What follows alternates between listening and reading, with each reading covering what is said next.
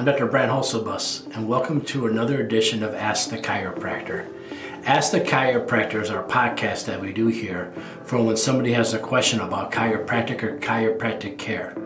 I always say if you have a question about chiropractic, the only person that can answer the question is a chiropractor. A lot of people ask their family physician a question about chiropractic, but your family physician has no education on what chiropractors are or what they do other than what's been told of them. So if you have a question about your teeth, you ask a dentist. If you have a question about your feet, you ask a podiatrist. If you have a question about chiropractic, you ask a chiropractor. And that's what this podcast is all about. So I'm here in Rockford, Illinois. I'm a chiropractor. I've been practicing for 21 years. Our family practice has been open for 74 years, as it was originally founded by my grandfather, and then my father, and now me. I'm a proud graduate of Palmer College of Chiropractic, the original school of chiropractic where it all started. And I also serve as the team chiropractor for the Rockford Ice Hogs, the AHL affiliate of the NHL Chicago Blackhawks. And that's the point of today's talk, today's question. I have been the team chiropractor there for 19 years. I've been taking care of athletes, and majority of what we do with the athletes is preventative care, maintenance care. So a lot of people ask me about chiropractic care for athletes. Should athletes be under chiropractic care? How does athletes and chiropractic care work, and how often should an athlete be seen? And when do you normally see them, before or after the events? So let's address some of these topics, and let me give you a quick little background about why I think I'm pretty good to answer this question. Besides being a graduate of Palmer College of Chiropractic, and besides being 19 years a team chiropractor for the Rockford Ice Hogs, I've also been the chiropractor previously for a CBA basketball team. Before they had the NBA Developmental League, there was the CBA for the Rockford Lightning. I worked with the basketball players, and we saw several players go up to the NBA. I've also been the team chiropractor for many collegiate wooden bat leagues in this area for baseball players, so taking care of several baseball players over the years. I've also been the team chiropractor for an indoor soccer team, the NISL Rock River Rampage soccer team, so I've taken care of a lot of soccer players over the years.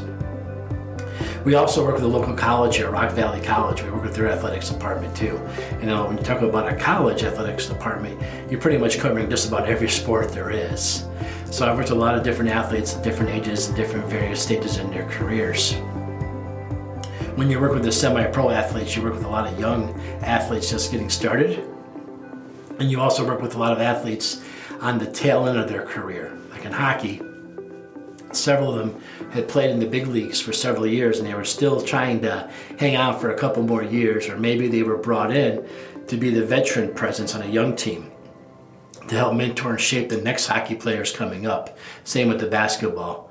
And young players too, I also take care of several Division I college athletes, and I've also worked with 8 different Olympians. Now, I always like to say I worked with 8 different Olympians, but they were all hockey players, all one sport. But nevertheless, it still counts. So I got to see lots of different athletes for different reasons. And as a chiropractor, we are very much in sports today, very much in sports, even more so than when I first started.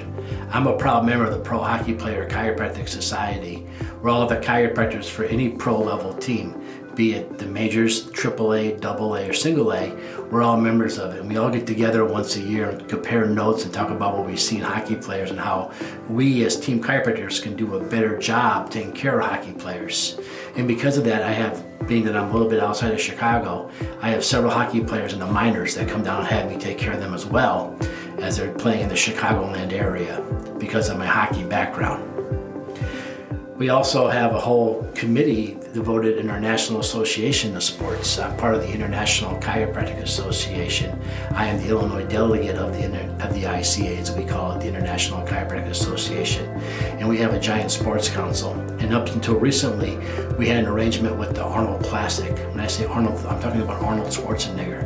Arnold Schwarzenegger has a big expo or a big show once a year, the Classic in Columbus, Ohio, where all the top bodybuilders and strongmen and everything goes to it. And as chiropractors, we've always been the longest sponsor of it. And so Arnold always gets to meet with us, and I get to meet Arnold several times, have my picture with him. If you're watching this, I'm showing a couple pictures of me and Arnold right now over the years, so I get to meet him.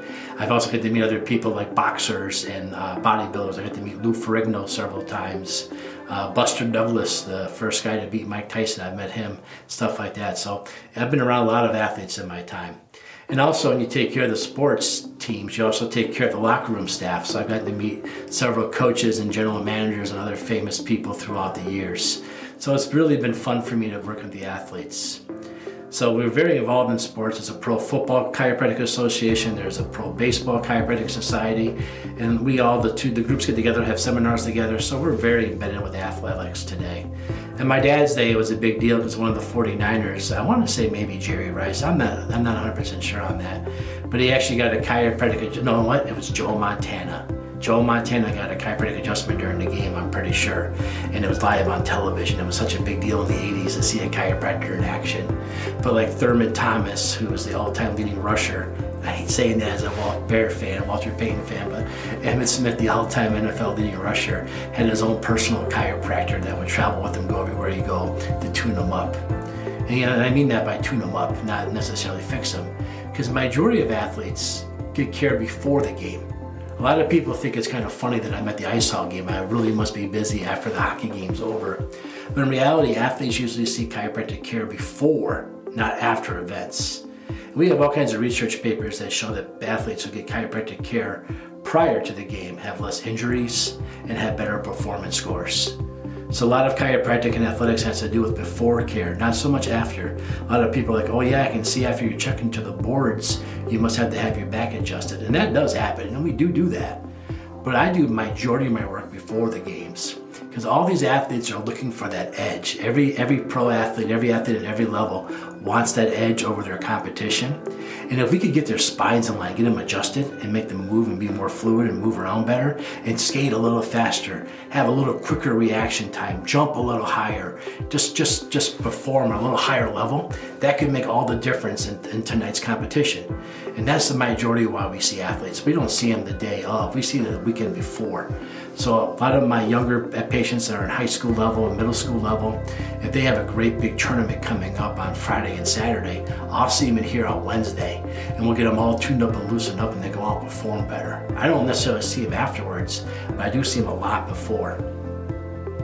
Take care of a lot of golfers too, right? And when we talk about the golfers, and same with my pickleball players, I see a lot of pickleball players nowadays. What a great sport pickleball is. But I see a lot of them come in the office, and I always tell them, you can come see me once before or 6 times after. Your choice. But why go into an event hurting and not feeling good when you go into an event feeling great and perform great and afterwards still feel great and stay ahead of it?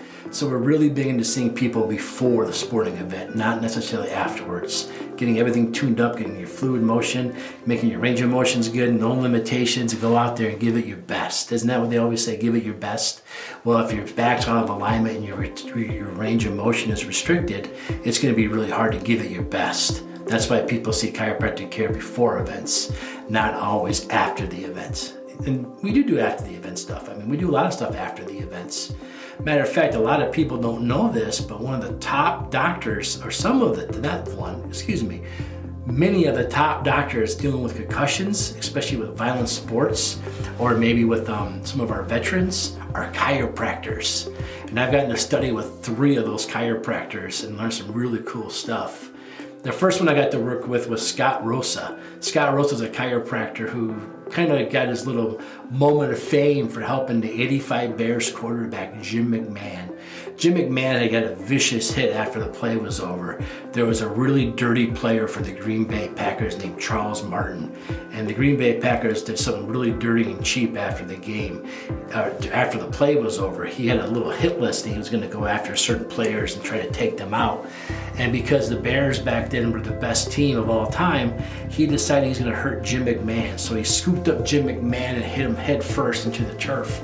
And Jim McMahon was never quite the same afterwards, after this dirty Green Bay Packer player did this to him. So what they did is Jim McMahon went and they were talking about the '85 Bears like 25 years later. Where are they now? And unfortunately, as you know, some of these people, the concussion stuff, do something that's kind of sad. They shoot themselves, they kill themselves with the concussions problems they have. And they usually shoot themselves in the chest, not the head, and they usually donate their brains to science to help the next generation.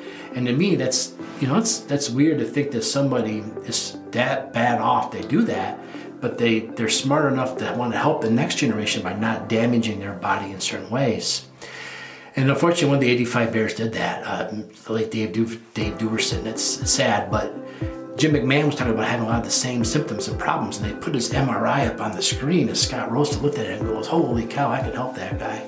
Scott Rosa got a hold of him and did some upper neck adjustments to his upper neck and spinal fluid flow, got it generating again, and Jim McMahon came back to being Jim McMahon. And I got to work with Dr. Rosa with several hockey players and be able to talk to him about how he might be able to benefit them and they could benefit from seeing him. And we made some connections with some of our players and got them under care. And I'm happy to say these players are doing phenomenal. The other one's Ted Carrick. Ted Carrick had this moment of fame because he was on the cover of Sports Illustrated with a guy named Sidney Crosby. Those of you who don't know who Sidney Crosby is, if Wayne Gretzky is the Michael Jordan of hockey, Sidney Crosby is the LeBron James. You know, he's good, but not that good, like Jordan was good, right?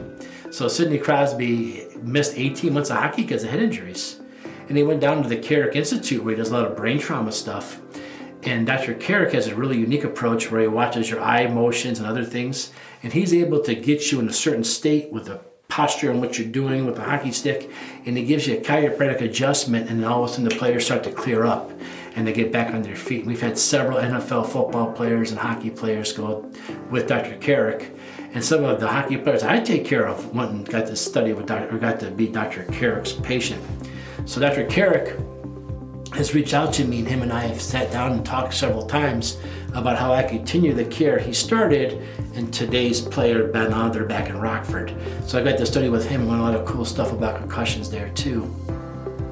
And the last one's a new friend of mine, and this is a friend of mine, Dr. Longyear.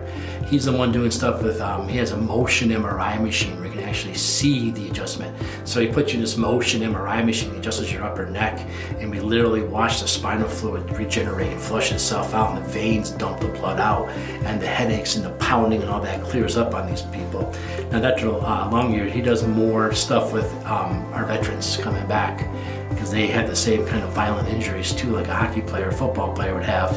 And his stuff and his work is phenomenal, and him and I got to know each other pretty good a couple seminars ago. So really cool seeing some of the stuff with concussions. So if you have a young athlete that you're concerned about getting concussions, it's really good to go see the chiropractor at the beginning of the season and getting a bunch of neck x-rays taken as a baseline. So now we have a baseline, so should the athlete get injured, the biggest question we have whenever we have a head trauma is, when's it safe to go back? So if we have these x-rays ahead of time, we can re-x-ray them, and once everything looks the same, then we can have them go back. And here in Rockford, I've actually partnered up with a guy who does a lot of concussion testing, and the two of us work really well together. So does chiropractic and athletes go hand in hand? Absolutely. It does with performance, which is the athlete's main concern, and a lot of stuff, the concussion stuff, which is usually mom's biggest concern, right? Moms are the ones that stop us. Dads usually just say, don't play football so you can get hurt. It's usually mom stopping them. So we can help moms feel more comfortable about the decision of letting the athletes play. So there you go, chiropractic and athletics hand in hand. We help athletes all the time. So if you have an athlete that you think that you're worried about their safety, their well-being, have a chiropractor establish a baseline before the season starts. 2, if you're an athlete and you feel like you're limited to your speed and you want to go faster and do better, go see a chiropractor. Most of us actually have friends who are athletic trainers, and we work with them. We work with sports conditioning coaches and stuff like that. So if you come see us, a lot of times we can start you on the great path to get faster, better, quicker. Here in Rockford, we have those connections. We use them all the time. So get any questions for the chiropractor next time, and you want to be an Ask the Chiropractor, go ahead and leave a message below.